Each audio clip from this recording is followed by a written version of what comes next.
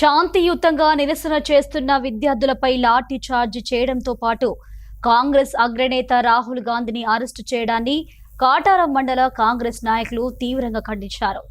ఈ మేరకు కేంద్ర ప్రభుత్వ తీరుకు నిరసనగా కాటారం మండలంలో కాంగ్రెస్ నాయకులు నల్ల బ్యాడ్జీలు ధరించి నిరసన వ్యక్తం చేశారు.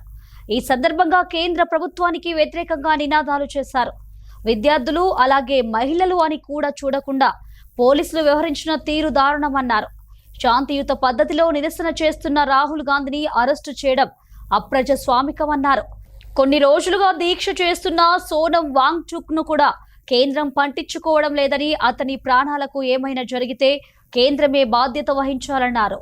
నీట్ పేపర్ లీక్ అయిన సందర్భంగా విద్యార్థుల భవిష్యత్ నాశనం అవుతున్న సందర్భంగా ధర్నా కార్యక్రమం ఎన్నడూ లేని విధంగా ఏదైతే భారతదేశ ప్రధాని ఇంటి ముందు నిరసన కార్యక్రమం ప్రధానికి కనువిప్పు కలగాలి, ప్రధానికి ఇది వినబడాలనే ఉద్దేశంతో కళ్ళు మూసుకున్న ప్రధానికి విద్యార్థుల భవిష్యత్ తెలియదా అని ధర్నా కార్యక్రమం చేపడితే ఆ కార్యక్రమానికి మల్లికార్జున ఖార్గే గారు, ప్రియాంక గారు అక్కడ కార్యక్రమంలో పాల్గొనడం జరిగింది. విద్యార్థులపై లాఠీ దెబ్బలు కొట్టి విద్యార్థులకు తలలు, చేతులు, కాళ్ళు రక్తసిక్తమై ఉన్నందున చెలించి విద్యార్థులకు వారు ఎంతో కష్టపడి చదివి మా రాహుల్ గాంధీ గారిని అరెస్టు చేసి వారికి ముక్కుపై దెబ్బ తగిలి రక్తం గారుతున్న ఈడ్చుకపోయి అరెస్టు చేసి పోలీస్ స్టేషన్లో నిర్బంధించడాన్ని తీవ్రంగా ఖండిస్తున్నాం.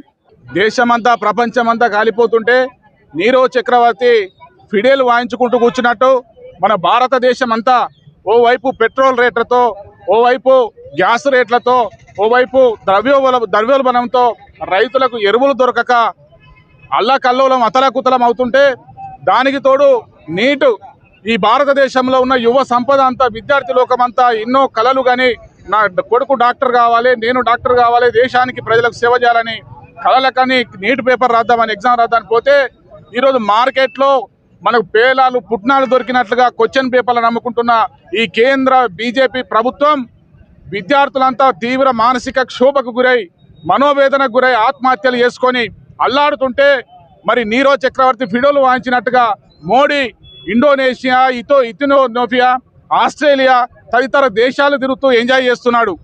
నీట్ పేపర్ వెనుక ఉన్నటువంటి కుంభకర్ణులను, ఆ కుంభకోణ సూత్రధారులను బయటికి తీయడం లేదు.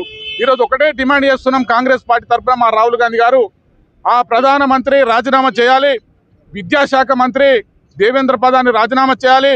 దాంతోపాటు ఎవరైతే విద్యార్థులు అమరులయంలో ప్రాణాలు త్యాగం చేసిరో వారి కుటుంబాలకు ప్రభుత్వం ₹1 కోటి ఎక్స్గ్రేషియా ఇచ్చి ఆదుకోవాలని డిమాండ్ చేస్తే మరి ప్రధాన ప్రతిపక్షాలను అణిచివేస్తూ గొంతు నొక్కే విధంగా రాహుల్ గాంధీ గారిని, ప్రియాంక గాంధీ గారిని, ఖర్గే గారిని ఇష్టం వచ్చినట్టు కొట్టి రక్తం చిందేలా కొట్టి వారిని స్టేషన్లో వేయడం జరిగింది.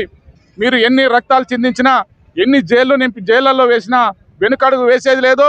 వారి రాజకీయ వారసులుగా ఇక్కడ ఉన్నటువంటి మా సీఎం రేవంత్ రెడ్డి గారు, మా minister, IT minister Sridhar Babu గారి అనుచరులుగా మేమంతా కూడా కలిసికట్టుగా పోరాడతాం.